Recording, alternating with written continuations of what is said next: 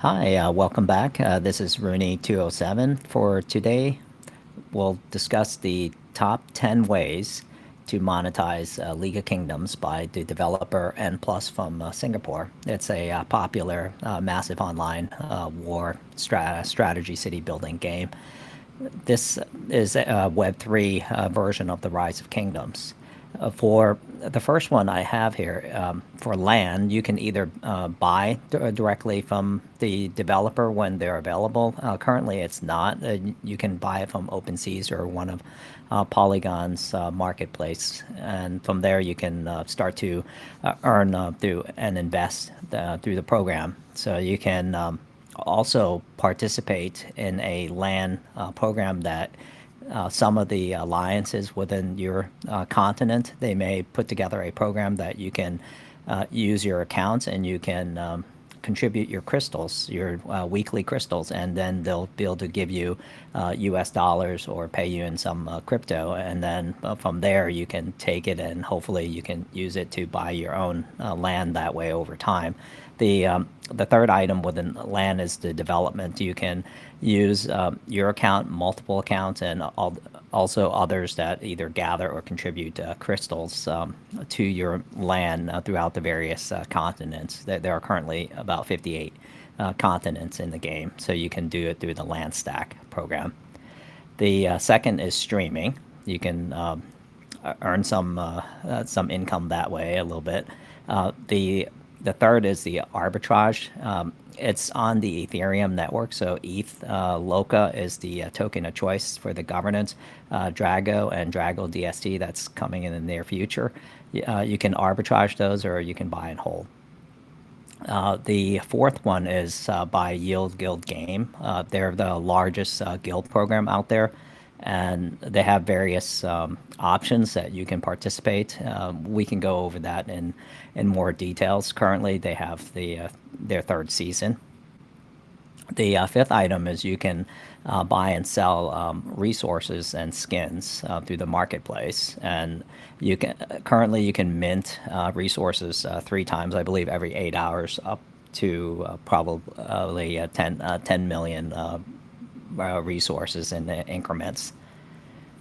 It's not that profitable. It's marginally. You can't really earn a significant amount of money, but you can get maybe a couple dollars per week. But that adds up over a year, and maybe you can save enough to be able to buy a level 1 land over time. And also you can gain a Loca through other ways too.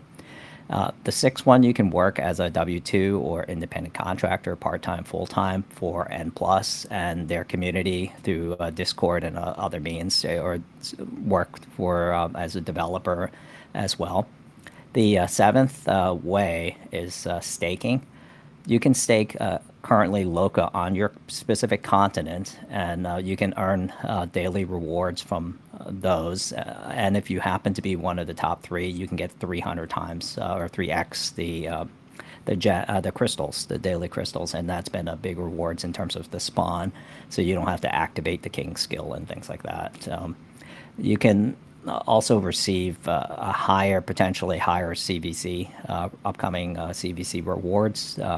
And those that have contributed in the top 10 for the Aloka staking, they're going to receive a soulbound NFT package. And according to N+, it's worth about $300.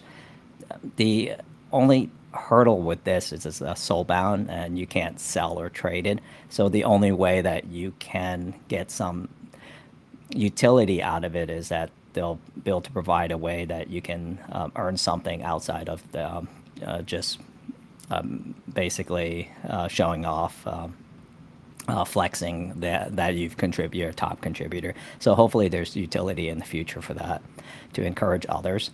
And also they do lack the individual utility or reward for the smaller individual stakers that are outside of the top 10 to incentivize. There's currently not a lot of incentives, and I think that's why it's under 1 million Loca that's currently at stake in terms of total. The competitive nature, the drive isn't there, and hopefully over time N Plus will come up with a way to provide more of an econometrics incentive model to stake more and more loca on the continent, and be more competitive overall, especially as the continent and the player base continues to grow. The eighth item is the CBC reward for the upcoming continent versus continent reward.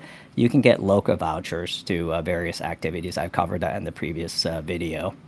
And that adds up from CVC to CVC. And then you can use the crystals. The Spartoid, you can get quite a bit. Some players can get in the hundreds of thousands of crystals, and they can use that to develop. Also, they can use the VIP points that they receive from the various Spartoid rallies, and they can use that to level up their accounts to make it stronger, so they can earn more as well.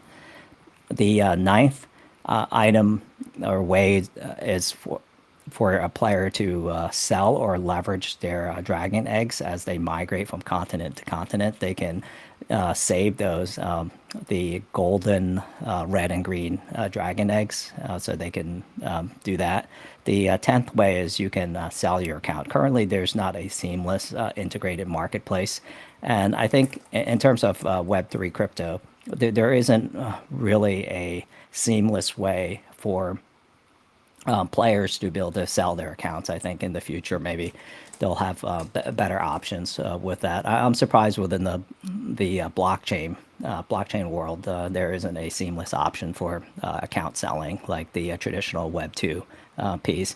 And I wanted to also add some of the updates and some of the upcoming items from a roadmap standpoint for League of Kingdoms. And as you can see, there's been a decent development for N plus and what some of the things that they've done. So here's they've actually posted this as well. The some of the major points to that is the upcoming continent versus continent for this upcoming Monday, the 27th. You have the three major groups of leagues, and the one I belong to is Major 3, so I'm in Continent 4. We'll be facing off these other continents here. The other items are kind of a total update, and you can go through this by either subscribing or visiting directly to their community Substack post, and you can access that directly. Some of the updates, like doubling the amount of rookie leagues, changes in migration limit. I think because of staking, they wanted to remove the migration restriction, so to make it a little bit more feasible and to encourage more of a competitive marketplace for staking piece.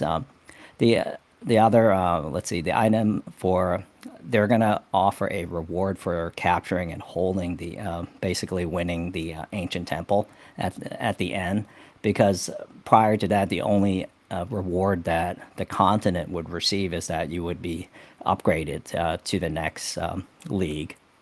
So hopefully the reward will be something that will incentivize players to be more competitive. Let's see.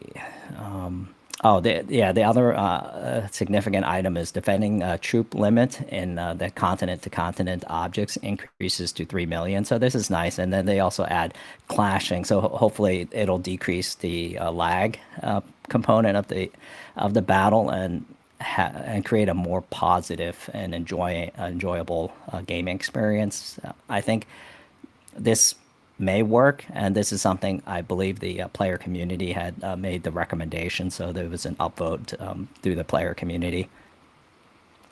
The continent staking I've covered for the individual reward, so hopefully they'll fix that.